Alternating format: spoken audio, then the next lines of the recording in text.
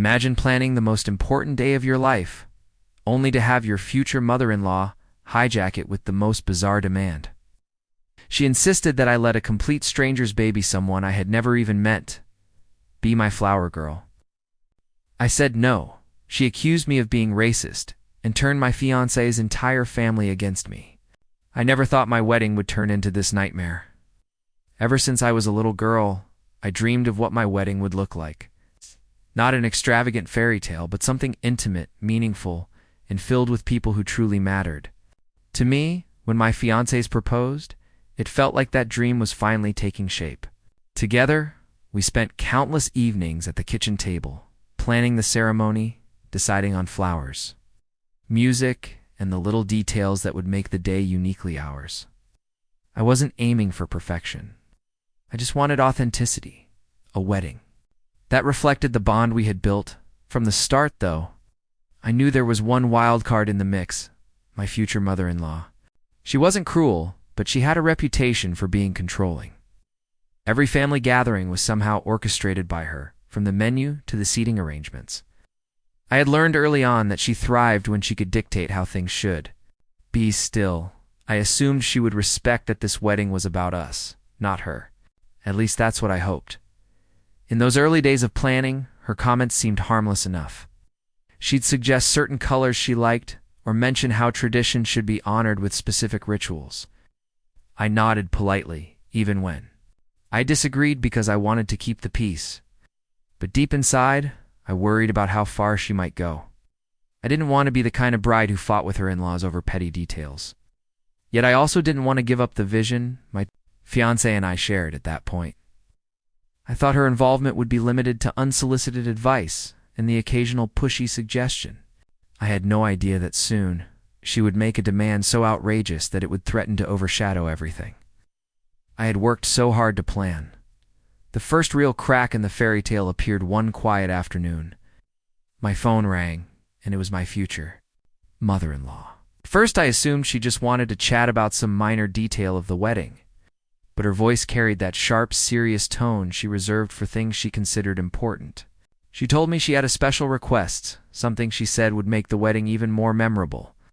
Her idea was unlike anything I expected. She explained that a distant family friend had a baby girl who would be perfect to serve.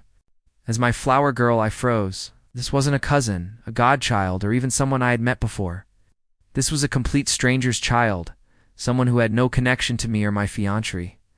I had already promised the role to my niece, who was overjoyed at the thought of walking down the aisle, tossing flower petals with all the pride and excitement only a little girl could have. I gently reminded her of this, thinking she would understand. But instead of backing down, her voice tightened. She insisted it wasn't a big deal, that my niece could do something else, that having this baby in the wedding would honor diversity and make everyone feel included. I couldn't believe what I was hearing.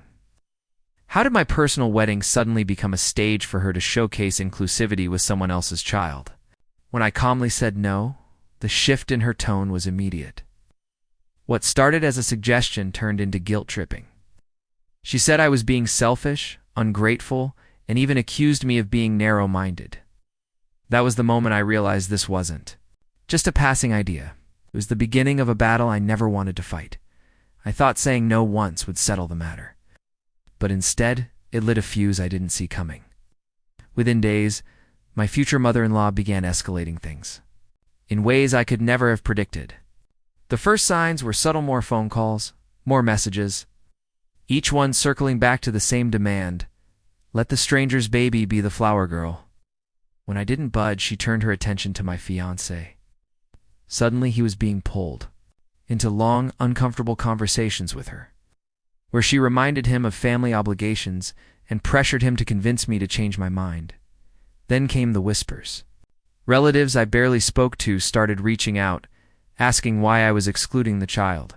Confused, I tried to explain that I had never even met the baby or her parents, but it quickly became clear that my side of the story was being drowned out by hers. She had spun a narrative where I wasn't just refusing a request, I was deliberately shutting out a child because of her race. The word racist clung to me like poison, and no matter what I said, it seemed impossible to shake. What cut the deepest was the silence from the one person I needed most, my fiancé.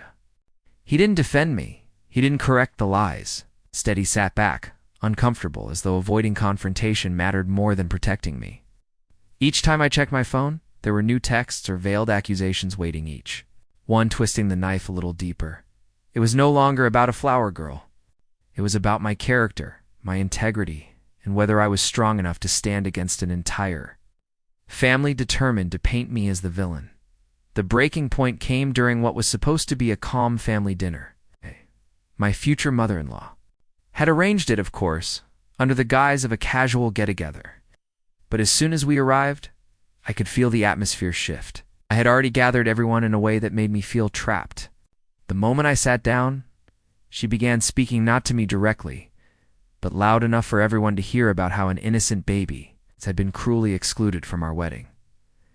She painted herself as the heroic advocate for fairness, and to my horror, several relatives nodded along, murmuring their agreement. I looked around, searching for even a single friendly face, but it felt like the entire room had turned into an audience watching me crumble. My fiancé stared at his plate, silent and immobile, as if avoiding eye contact could somehow undo the chaos his mother had created at first. I felt panic rising in my chest. My hands trembled and my throat tightened. I wanted to apologize, to placate everyone, just to make it stop. But then a surge of clarity hit me.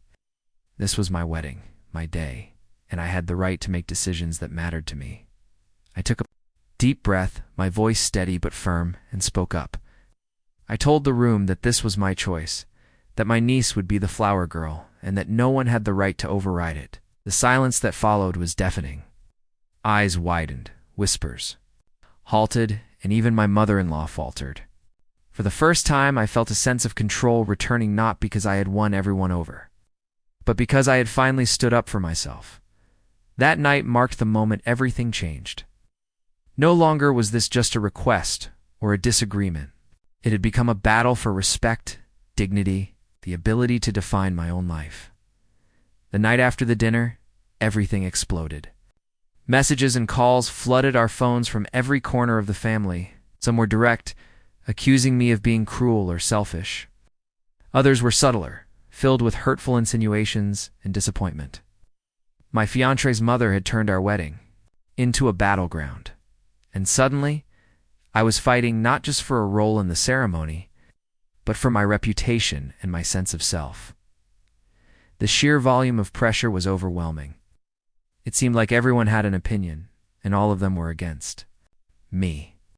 Friends who had once supported me started asking why I wasn't compromising, and even distant relatives who barely knew me sent messages implying I was heartless. The word racist echoed in my mind like a mantra, cutting deeper than anything I could have imagined.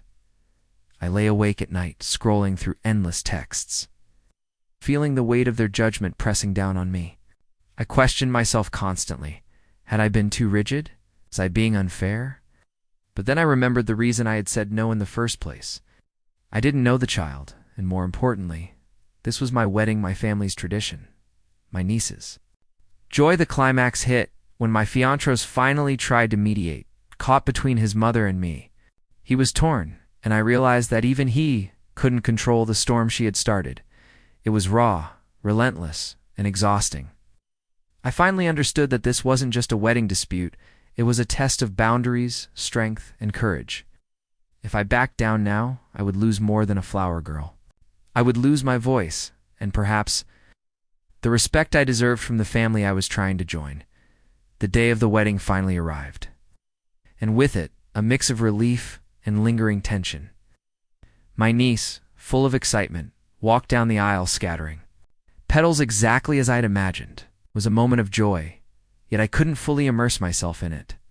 The storm my future mother-in-law had stirred was still lingering. It's like a shadow over what should have been the happiest day of my life.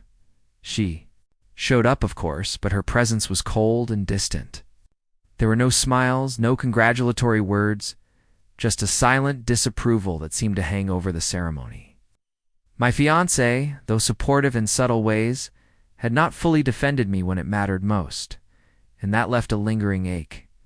Even surrounded by friends and family who had come to celebrate our love, I felt a profound exhaustion. The battle wasn't over, and in many ways, it wasn't just about the wedding.